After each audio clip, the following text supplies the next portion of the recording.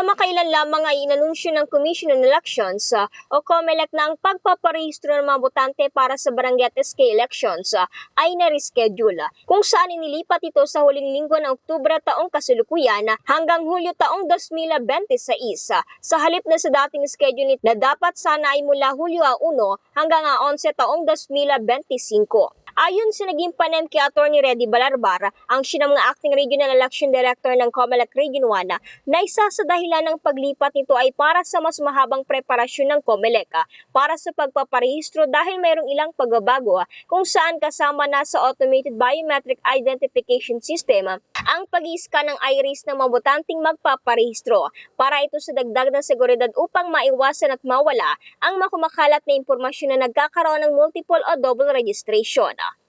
Sa kabila naman ng bagong schedule ng registration ay wala pang opisyal anya na anunsyo kung tuloy o ipagpapaliban ang nakatakdang barangay at SK elections ngayong taon.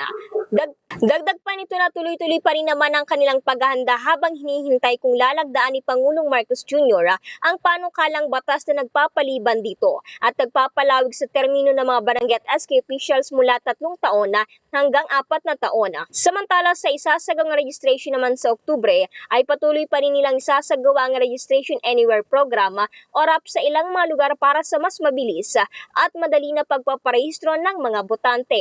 Magbibigay din sila na abiso sa mga individual na na-deactivate na ang kanilang registration para makapag-reactivate muli para sa barangay at sangguniang kabataan eleksyon. Tinatawagan naman ang pansin ng mga may edad 18 years old pataas na magtungo lamang sila sa tanggapan ng COMELEC office sa kanilang bayan o di kaya sa mga lugar na maglulunsad ng off-site registration at magdala lamang sila ng valid ID. Yes, meron silang inilabas na memorandum na nagsasabi doon na reset na siya sa October 2025. Okay. Ang binanggit dito sa resolution ng COMELEC main office natin is merong panibagong ilalagay na parang tawag nila dito ay yung Automated Biometrics Identification System na i-integrate doon sa VRS natin, sa mga machines natin. Parang ang mangyayari dito, Ira, ay i-scan na yung iris nitong mga botante natin. Dagdag security nang sa ganun ay mawala na rin yung mga sumbong o balibalita na nagkakaroon nga ng double or multiple registration. Okay. Aside from doon sa thumbprint at saka pictures na kinukunan sa mga registrants natin ay yung iris ng mata nila is i-scan na rin. Okay po. So, ayokong pangunahan yung bagay na yan, ano? Yun lang sa part ng COMELEC yung sasagutin natin. Na-reschedule nga yung registration.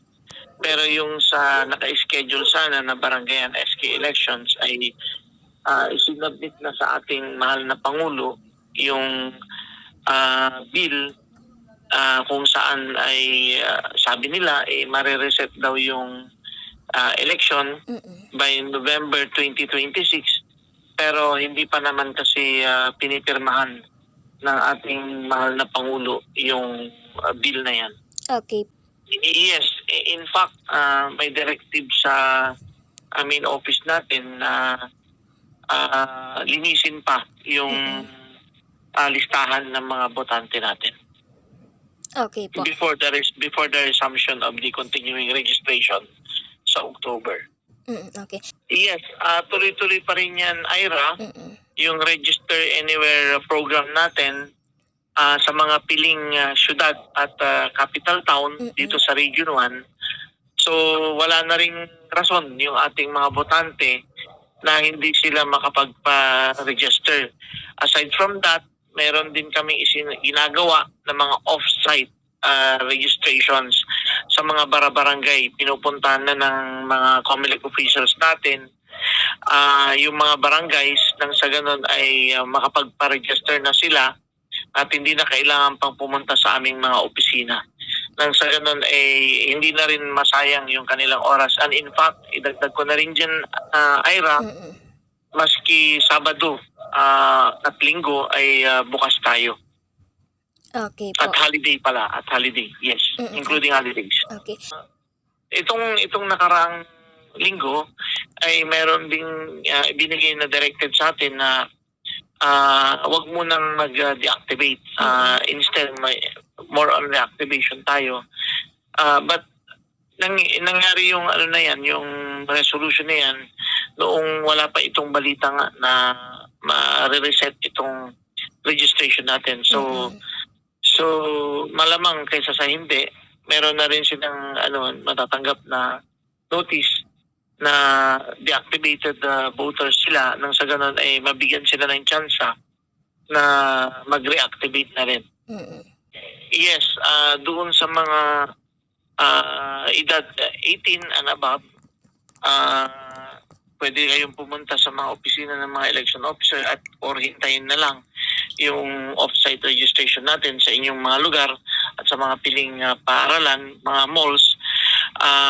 Magdala na lang ng valid ID. By the way, Ira, yung nakaraan ay pinayagan yung barangay certification.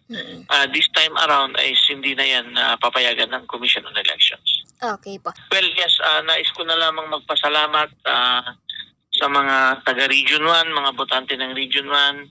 At tayo kasi yung nakapagtala ng pinakamataas na voters turnout sa buong Pilipinas. We have 87.47 voters turnout nung nakaraang halalan. So maraming salamat sa mga kababayan natin at nag-participate sila. Ginawa nila yung kanilang obligasyon bilang Pilipino na bumoto nung nakaraang halalan. Para sa programang Bombo Hanay Big Time, Patrol numero 1, Bombo Ira Chicano nag-uulat. Para sa number 1 and most trusted radio network, Kina Country Bombo Radio Philippines. Basta Radio, Bombo!